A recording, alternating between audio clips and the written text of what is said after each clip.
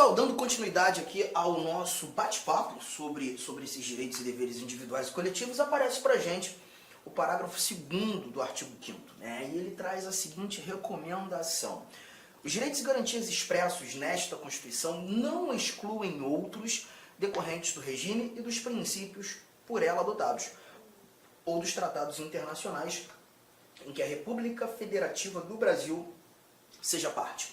Bom, o que a gente extrai dessa leitura desse nosso parágrafo 2º? Primeiro ponto importantíssimo: grifo que os direitos expressos nesta Constituição não excluem outros. Não excluem outros. O que a gente mata aqui? Que, na realidade, a nossa Constituição traz uma cartilha enorme, extensa de direitos, mas o texto constitucional não esgota o assunto. Nem todos os direitos são previstos na Constituição. Obviamente, a Constituição traz muitos direitos, mas não traz todos os direitos. Essa é a recomendação principal que a gente tira daqui.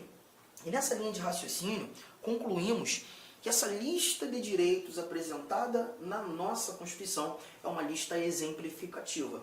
Não devemos entender a lista como uma lista taxativa ou, em algumas provas, assim examinadores apontam, uma lista exaustiva, ou até mesmo quando num perfil, né, mais criterioso, questões num campo, uma complexidade maior, uma lista de números clausos. Não, nada disso. Não é taxativa, não é exaustiva, não é uma lista de números clausos. Anotei. A nossa lista de direitos é uma lista exemplificativa. Lista exemplificativa de direitos. Tá?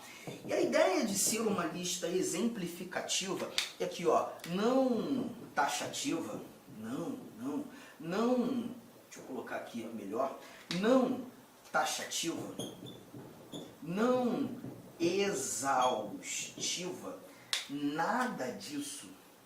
É justamente entender que outros direitos podem ser agregados a estes apresentados na Constituição. Interessante que na leitura, na complementação da leitura, o Constituinte diz que os direitos e garantias expressos nesta Constituição, eles não excluem outros decorrentes do regime e dos princípios por ela adotados. Obviamente, o Constituinte, quando desenhou a nossa Constituição, quando formulou essa literatura constitucional, o Constituinte apresenta para a gente, né, um regime democrático, garantidor de liberdades. E a gente falou muito sobre democracia, né? A nossa democracia participativa, a nossa democracia representativa, quando estudando os princípios fundamentais dessa linha de raciocínio. Novos direitos podem ser agregados à Constituição, oriundos muitas vezes de emendas constitucionais. Todavia, quando da pretensão do Constituinte derivado reformador, aquele que altera a Constituição por meio de emendas constitucionais, há de se respeitar os princípios previamente adotados pelo Constituinte originário. Há de se respeitar o nosso regime democrático. Então a ideia é, novos direitos podem chegar por meio de emendas constitucionais. Um bom exemplo está aqui, ó. Se eu voltar aqui o nosso slide, eu tenho um inciso 79. E nesse inciso 79, nós temos que é assegurado nos termos da lei o direito à proteção dos dados pessoais, inclusive nos meios digitais. Esse inciso 79 não é uma redação original da Constituição de 88, assim como o 78. Né? A todos no âmbito judicial e administrativo são assegurados a razoável duração do processo e os meios que garantam a celeridade de sua tramitação. Então a gente verifica nessa linha aqui, essas informações, que a proteção de dados, direito fundamental, e a razoável duração dos processos, sejam eles processos judiciais, sejam eles processos administrativos, foram orientações inseridas por meio de emendas constitucionais. O 79, inclusive, é muito recente, né? A gente viu o inciso 79 surgindo no início do ano de 2022, para você perceber, né, a importância de encontrarmos essas recomendações. E isso simplesmente afirma ou reafirma termos uma lista exemplificativa. Nem todos os direitos estão na Constituição, novos direitos podem ser inseridos por meio de emenda. De novo, mas importante levarmos em consideração os princípios, os preceitos, o regime adotados pelo Constituinte originário. Mas para mim essa parte nem é a mais importante. Sim, essa interpretação é importante, mas não é a mais importante que a gente consegue matar, tendo como parâmetro o parágrafo 2º. Para mim esse ou em diante aqui é algo muito importante, quando a gente verifica que novos direitos podem também ser agregados por meio de tratados internacionais em que a República Federativa do Brasil seja parte. E aí a gente leva em consideração que o Brasil é signatário, sim, de vários tratados internacionais que versam sobre direitos humanos, os direitos humanos. Olha, é muito importante nós levarmos em consideração o que seria direitos humanos, ou o que seriam os direitos humanos. Muita gente tem uma dificuldade muito grande, a gente visualiza no dia a dia, no cotidiano, né, o pessoal falando sobre direitos humanos de uma maneira um tanto quanto informal demais, ou até mesmo de forma discriminatória, não sei se seria a melhor palavra, mas isso acontece muitas vezes pelo fato de não saberem genuinamente o que são direitos humanos. E aí a gente lembra de uma coisa, quando nós estudamos princípios fundamentais, o primeiro título da Constituição, quando nós conversávamos sobre os fundamentos da República Federativa do Brasil, aqueles 5 incisos que estão no artigo 1º, o terceiro fundamento da República Federativa do Brasil, a dignidade da pessoa humana. Eu aproveito esse momento justamente para trazer a primeira anotação que entra em seu caderno. O princípio da dignidade da pessoa humana, nós já havíamos falado isso, é o princípio basilar dos direitos fundamentais. É o princípio basilar dos direitos fundamentais. E quando nós falamos desses direitos fundamentais, aparece a dignidade da pessoa humana.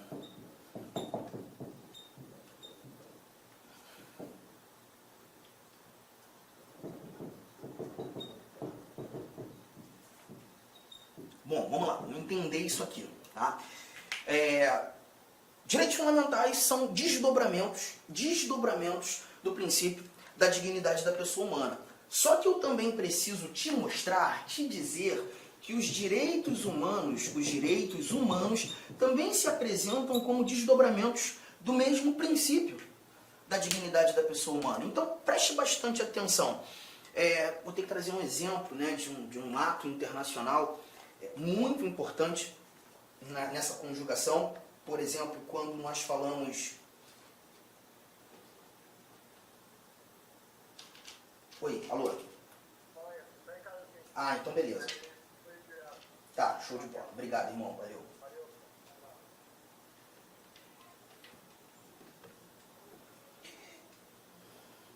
Tratar da Declaração Universal dos Direitos Humanos. A Declaração Universal dos Direitos... Eu vou voltar à parte dos direitos fundamentais. Espera aí.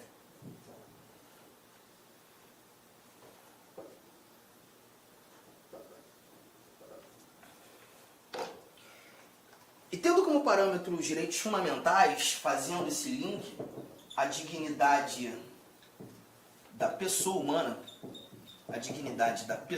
humana, qual é a relação? Direitos fundamentais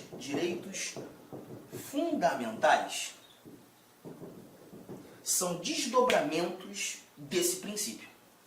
Tudo bem? Até aqui? Só que eu também preciso te dizer que os direitos humanos também se apresentam como desdobramentos desse mesmo princípio. Eu vou ter que trazer um exemplo de um ato internacional muito importante no nosso cotidiano, né, que é a chamada Declaração Universal dos Direitos Humanos. Essa Declaração Universal dos Direitos Humanos foi o primeiro ato internacional sobre essa ramificação de direitos humanos, um ato que buscou efetivamente internacionalizar direitos humanos. Esse ato nasce 3 anos após a criação da ONU, pela Assembleia Geral das Nações Unidas, precisamente no dia 10 de dezembro de 1948, em Paris. E ali a gente encontra 30 artigos nessa Declaração Universal dos Direitos Humanos. 30 artigos. Bom, vamos lá, vamos entender isso aqui. Dentre os artigos nós temos liberdade de locomoção, nós temos liberdade de credo religioso, vedação à tortura, falamos sobre remédios constitucionais, temos informações sobre direito de propriedade, sobre direito de nacionalidade, fala sobre educação, fala sobre direitos políticos. Então você percebe que na conjuntura da Declaração Universal dos Direitos Humanos, os exemplos que eu citei aqui são exemplos que também encontramos na Constituição, na nossa Constituição de 1988. Aí alguém poderia dizer, então você está querendo me dizer que a Declaração Universal dos Direitos Humanos teve como parâmetro os direitos fundamentais apresentados na nossa Constituição? Não, ao contrário. Os direitos fundamentais traduzidos no nosso texto constitucional, que na realidade tiveram como parâmetro a Declaração Universal dos Direitos Humanos e alguns outros tratados internacionais que versam sobre a matéria. Perceba, tratam do mesmo conteúdo, ambos desdobramentos do mesmo princípio, o princípio da dignidade da pessoa humana. Então não há diferença? Há diferença, mas a diferença não está no conteúdo, na matéria. A diferença, ela está na aplicabilidade, porque quando tratando dos direitos fundamentais, nós verificamos aplicabilidade nacional. Aplicabilidade nacional. Os direitos fundamentais são apresentados em constituições e terão aplicabilidade no território daquele determinado Estado soberano. Os direitos humanos, por sua vez, já apresentam para a gente aplicabilidade universal. Então a gente está verificando aqui facilmente que nós temos na realidade desdobramentos do mesmo princípio, mas com aplicabilidades distintas. É por isso que tratados internacionais versando sobre direitos humanos podem agregar valor aos direitos fundamentais apresentados na nossa Constituição. Isso mais uma vez, ratifica a ideia, a nossa lista de direitos prevista na nossa Constituição não é uma lista taxativa, não é uma lista fechada, não é uma lista exaustiva, é uma lista aberta, é uma lista exemplificativa. Bom, fizemos essa correlação, né? E aí me aparece o parágrafo 3º do nosso artigo 5º. Queria que você anotasse essas informações são extremamente importantes para todos nós. Só que o parágrafo 3º vem e traz mais alguns valores sobre esses mesmos tratados internacionais sobre direitos humanos. Olha o que nós encontramos aqui. Parágrafo 3º. Os tratados e convenções internacionais sobre direitos humanos que forem aprovados em cada casa do Congresso Nacional, 2 turnos, 3/5 dos votos dos respectivos membros serão equivalentes às emendas constitucionais. Perceba que o parágrafo 3º, ele traz para a gente os tratados internacionais tendo que passar por uma aprovação, por uma confirmação do nosso Congresso Nacional. Bom, nitidamente, na interpretação, nós verificamos que os tratados internacionais eles não são criados pelo nosso legislador, pelo nosso poder legislativo, mas eles devem ser confirmados pelo nosso legislador, pelo nosso poder legislativo. Aí eu te lembro um detalhe, não faz parte desse conteúdo nesse momento, mas quando nós estudamos as competências do Presidente da República, artigo 84, inciso 8º, nós encontramos que compete privativamente ao Presidente da República celebrar tratados e convenções internacionais, Presidente agindo como chefe de Estado, representando a soberania da República Federativa do Brasil, sujeitos a referendo do Congresso Nacional. E aí a gente vem mais uma vez para o quadro para fazer mais uma anotação. Essa anotação aqui, ó, as equiparações dos tratados internacionais. Cuidado com esse bate-papo, isso aqui é extremamente relevante para a gente. Começa assim, ó. Em regra geral, os tratados internacionais, eles são equiparados às leis ordinárias federais. Eles são celebrados pelo Presidente da República e sujeitos ao crivo do nosso Congresso Nacional. E quando falo crivo do Congresso Nacional, esse tratado internacional que tem força de lei, uma norma infraconstitucional, ato normativo que está abaixo da Constituição, devem passar pelas duas casas do Congresso Nacional, Câmara dos Deputados, Senado Federal, as duas casas do Congresso, a exigência de um único turno de aprovação e a maioria mais fácil que tem, a maioria simples, que é aquela maioria que a gente costuma dizer metade mais um daqueles que estão presentes naquela determinada sessão de deliberação, aquela determinada sessão de votação, tá? É muito engraçado, eu tinha estudado isso de uma outra forma.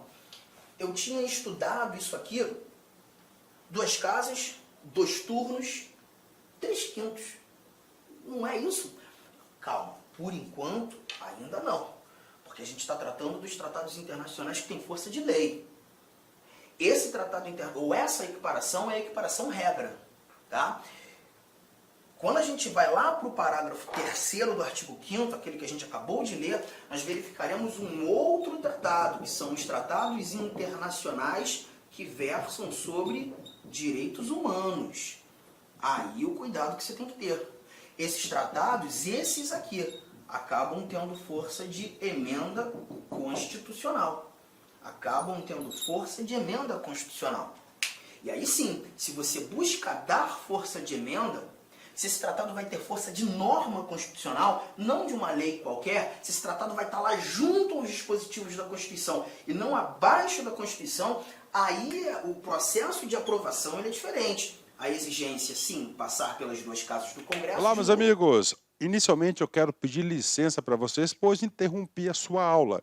Mas essa aula do YouTube é uma aula demonstrativa para você conhecer aí a nossa estrutura, os nossos professores e os nossos cursos.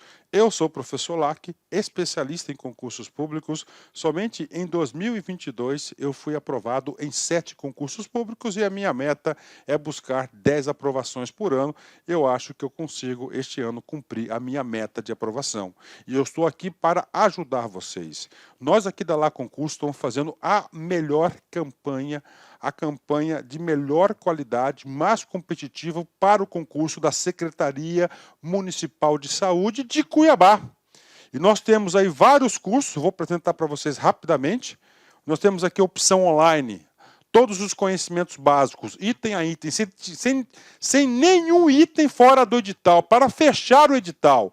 10 parcelas de R$ 35,00, oficial técnico de administração online 10 de R$ 45, técnico de enfermagem 10 de R$ 50 e apoio jurídico 10 de R$ 50. Detalhe, esses cursos nossos online não é aquele transmitido em sala de aula que o cara grava. O nosso não.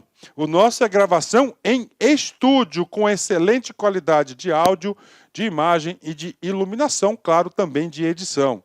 Tem presencial? Tem presencial. Professor, esse presencial é transmitido ao vivo? Sim. Ah, professor, me adapto mais aí à metodologia de presencial. Não tem problemas. Ele é transmitido ao vivo. Nós temos aí, né? Conhecimentos gerais, todos os cargos. Tem uma promoção aqui bacana. Para quem se matricular até o dia 23/9 vai pagar 10 de R$ 50.